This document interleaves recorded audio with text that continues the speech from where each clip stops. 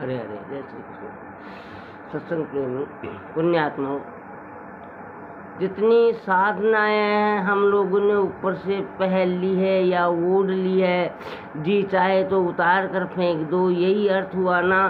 उन सज्जन ने वानप्रस्थ स्वीकार कर लिया, उनका नाम बदल गया। और अब की मैं गई तो मैंने देखा कि वे सन्यासी भी हो गए हैं। ये जितनी बातें हम लोग अपने लिए धारण कर रहे हैं, कोई प्रभु को अपना पिता बना रहा है, कोई माता बना रहा है, कोई पुत्र बना रहा है, कोई सखा बना रहा है, कोई कुछ बना रहा है, उनके साथ नित्य संबंध स्वीकार करके अपने और उनके बीच की जो दूरी है सो हम लोग मिटाना चाहते हैं। ईश्वर विश्वासनियों की साधना की सिद्धि क्या है कि जिस परमात्मा को हम लोगों ने विश्वास पूर्वक माना, उस परमात्मा से मेरी भेंट मुलाकात हो जाए, जान पहचान हो जाए, अपनापन सिद्ध हो जाए और संसार से पिंड छूट जाए। यही उद्देश्य है ना।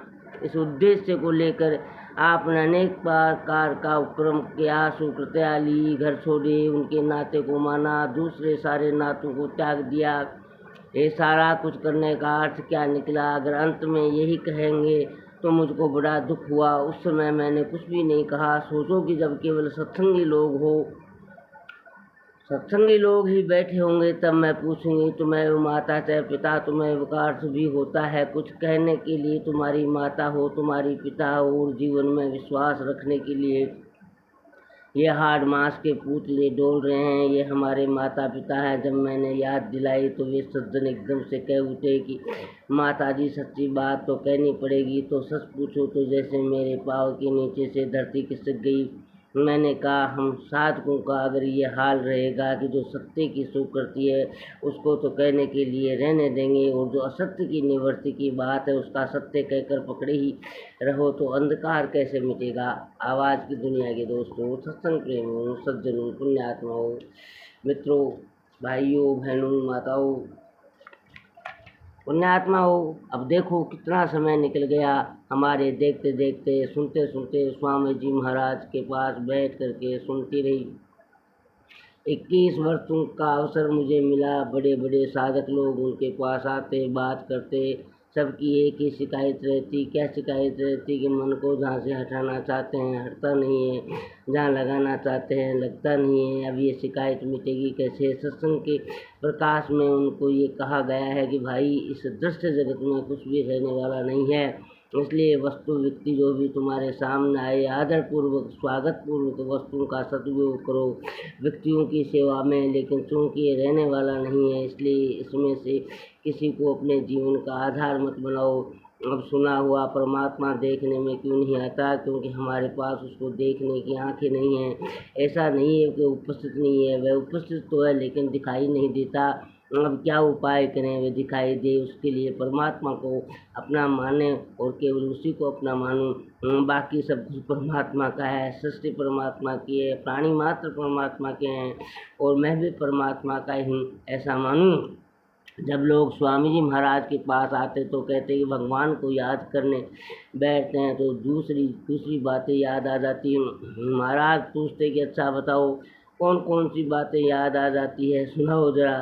तो सुनाते कि किसी की कुटुंबी याद आ जाते हैं, किसी को घर याद आ जाता है, या कोई समस्या याद आ जाती है, किसी को कुछ तो किसी को कुछ। तो जी कहते हैं आप अपने अस्तित्व को इनकार नहीं कर सकते और इनकार नहीं कर सकते। दोनों ही अविनाशी सत्ताएं आप ही के जीवन में आप ही के द्वारा स्वीकार की गई, तो ये संभव है कि दोनों का मिलन हो। मिलन का न होना संभव है, मिलन संभव है, फिर क्या हो गया? तो महाराज जी बता देते कि देखो भैया, सीधा हिसाब है। पहले से तुम्हारे जीवन में 10 संबंध थे, मेरे कहने से तुमने एक और परमात्मा का संबंध मान लिया तो 11 हो गए ना। अब 10/11 संसार की याद आती है, और एक बेटा 11, 1/11 परमात्मा के हिसाब से बिल्कुल पक्का है। तो शिकावत काहे को करते हो? हिसाब है भाई। 10 संबंध तुमने पहले से दुनिया में बना रखे हैं। ये माता है, ये पिता है, ये पति है, ये पत्नी है, ये पुत्र है, ये पुत्री है, ये भाई है, ये सब संबंध संसार में पहले से जोड़ कर बैठे हो तुम। साधु संत के कहने से एक और मिला लिया, उसमें ये सब हमारे थे, एक परमात्मा भी मेरा है। तो 11 संबंध इस जीवन में हैं, तुम्हारे ही द्वारा माने गए हैं। तो 10 बात याद आएगी संसार की, और 11वां नंबर परमात्मा का है। कभी कभी जो उसकी याद आती है तुमको, तो ये बात बिल्कुल स्वाभाविक ही है। निरंतर किसको याद आती है, उसकी निरंतर उसी को याद आएगी जिससे और किसी को याद नहीं आती, जिसके लिए दूसरों ने कोई दूसरा नहीं, एक ही संबंध, एक भरोसा, एक बल, एक आत्म विश्वास है, उसी को दूसरा याद नहीं आती। मुझे इस बात का बहुत दुख है कि हम लोग सब ईश्वर विश्वासी हैं, और ईश्वर विश्वासी होने पर भी भय और चिंता से पीड़ित हैं। जिसे ईश्वर विश्वासी के हृदय में ईश्वरीय प्रेम का रस लहराना चाहिए था, उस ईश्वरीय विश्वासी के हृदय में उदासी भय आ जाए तो दुख की बात होगी कि नहीं जी। ऐसा होना तो नहीं चाहिए। आवाज़ की दुनिया के दोस्तों, सत्संग प्रेमों, इसलिए भाई न मानो तो कोई चिंता की बात नहीं है। न मानो, बिना माने भी सत्य की खोज की जाती है। महाराज जी कहते हैं, भाई देखो हमारा सिद्धांत तो ऐसा है कि ईश्वर को मानकर चलने वालों को भी ईश्वर मिलता है, और ईश्वर को न मानकर सत्य की खोज करने वालों को भी ईश्वर मिलता है। मानव सेवा संघ के सिद्धांत में तो ये है कि ईश्वरवादी को भी ईश्वर मिलता है और अनिश्वरवादी को भी ईश्वर मिलता है, क्योंकि प्राप्त में जो है वह एक ही तत्व है। ज्ञान कहकर विचार करो, चाहे प्रेम स्वरूप कहकर प्यार करो, चाहे ब्रह्म तत्व, चाहे ब्रह्म मान कर विचार करो, प्राप्त जो है मन तो एक और वही प्राप्ति होगा। उसका नाम ईश्वर है। तो डर की चिंता की कोई बात ही नहीं है कि आप क्या हैं और क्या नहीं है। न मानोगे तो कोई बात नहीं, जानने की चेष्टा करिए, खोजिए। अगर मानते तो मानने का इतना अर्थ अवश्य होना चाहिए कि हम लोगों के जीवन में निश्चितता आ जाए, अनाथ खून सदा के लिए मिट जाए, संसार का महत्व जीवन में से निकल जाए। उस विश्वव्यापी, उस सर्वव्यापी, उस अंतर्वासी परमात्मा की उपस्थिति को आनंद हम लोगों को आ जावे, इतना हम सब भाई बहनों को अवश्य करना चाहिए। इस संबंध में संसार के साथ क्या करें ये बात हो चुकी, परमात्मा के साथ क्या करें इस प्रश्न के उत्तर में अभी से जहाँ पर हम लोग हैं, जैसी हमारी स्थिति है, इसी वर्तमान दशा में हम क्या करें कि जिस परमात्मा से अभी दूरी अनुभव हो रही है, उस दूरी का नाश हो जाए।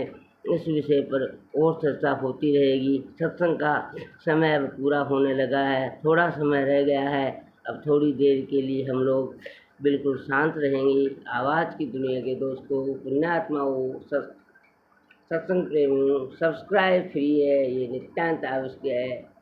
आपसे मेरी गुजारिश है, सज्जनों, आप नैतिक कृपा करें, शेयर करें, कमेंट्स करें, लाइक करें।